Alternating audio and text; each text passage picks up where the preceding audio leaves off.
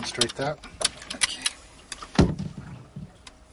Now the big advantage to this is if the Dorado were a little bit smaller, we'd have a hard time getting them to swallow such large baits. But with the trap hook, you don't have that problem. There you go, just like that.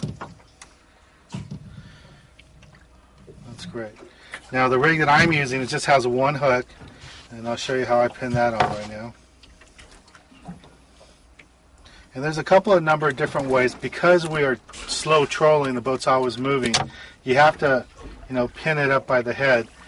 The skipper, Jose, likes to pin it straight like this in between the mouth. Another way you can do it is right across the nostrils. But sometimes when we fish yellowtail and stuff on the party boats, we always do it this way because it's easy for the hook to rip out and pull out. But when you're slow trolling like this, you want the bait to last a little bit longer in the fish. So that's why they always hook it through the lower jaw and straight up. It's a little bit harder for the hook to come through, but since the boat's moving, the fish is moving, there's no problem ripping it out, and the bait will stay there a second longer for the fish to swallow it all. And that's a pretty big bait for a Dorado to eat. But as we showed you already, we caught a few fish. There hasn't been any problem. I got mine on this rig, Jack's got his on that rig. Now some of the other gear that you want to bring with you, this is, like I said, 30-pound test super silver thread line here. And if you're going to fish down here for tuna, yellowtail, Dorado, I don't think there's really a need for anything lighter than 30. No, also you got sails, and that's going pretty light. Yeah, I mean, if you wanted to do something exotic, there was a lot of smaller fish around, or if you just wanted to have some fun, some like this will work out fine. This is a Ugly Stick from Shakespeare, and this is our brand new reel, the 2200 series, and I have 14-pound super silver thread on it, and this was just in case we sell the smaller Dorado. But those first Dorados that we've seen, they're all over so far. 20 to 30 pound class, so no problem there. And then this is a bomber model, a long A, and a Magnum model. And this works great for just casting the fish that are right up on the surface. Now if we get into the bigger yellowtails, or even for the sailfish, this would work fine. And again, this is a 4/0 size reel.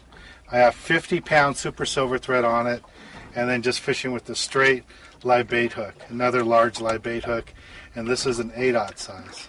And no leader, no nothing.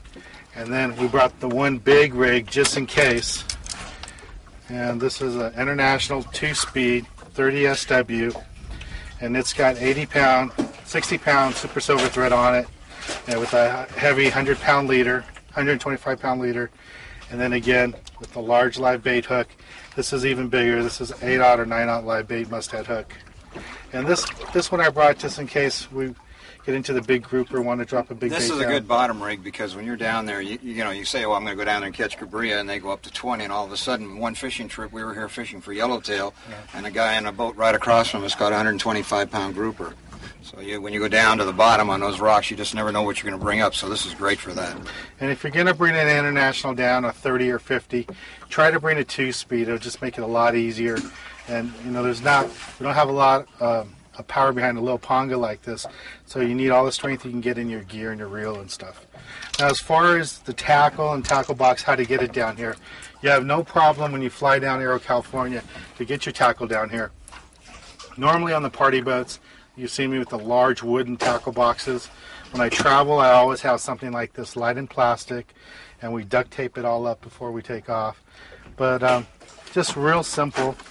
Have hooks and stuff up here where they're easy to get to. I always have something where I can sharpen my hooks and stuff. And then some other sort of tackle up here. And then to try to make everything convenient where I can get to it, we have trays up here.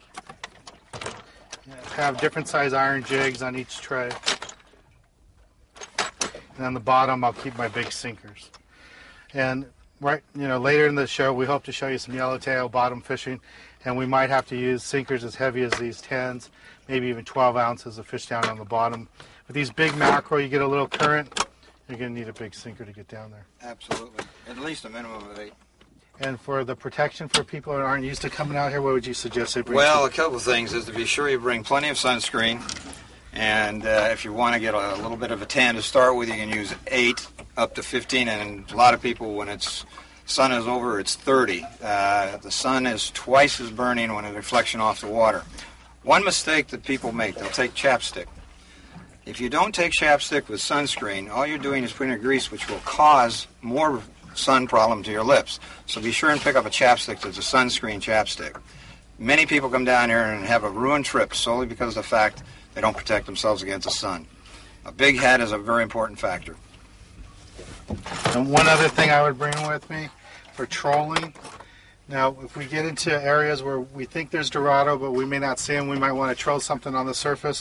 Jawbreaker like this one by Rebel works really good to make them in a variety of colors. I like to always match the color lure to the bait we're using. We got green mackerel, so I would troll this, and we'll be trolling this later in the show. And always bring extra line with you. We have our Super Silver Thread with us, and I'll always bring a couple of spools. If we end up catching 5-6 fish today, when I get back to the room tonight, I'll take that line off and put fresh line on. And if you made the investment to buy the airplane ticket to come down here, charter a boat, it's nothing to carry some extra line. This is the cheapest insurance you can have on a Baja trip or any fishing trip that you're going to have a good time is by having some extra line. So I think that pretty much covers everything. That covers it. And of course, there's another thing online.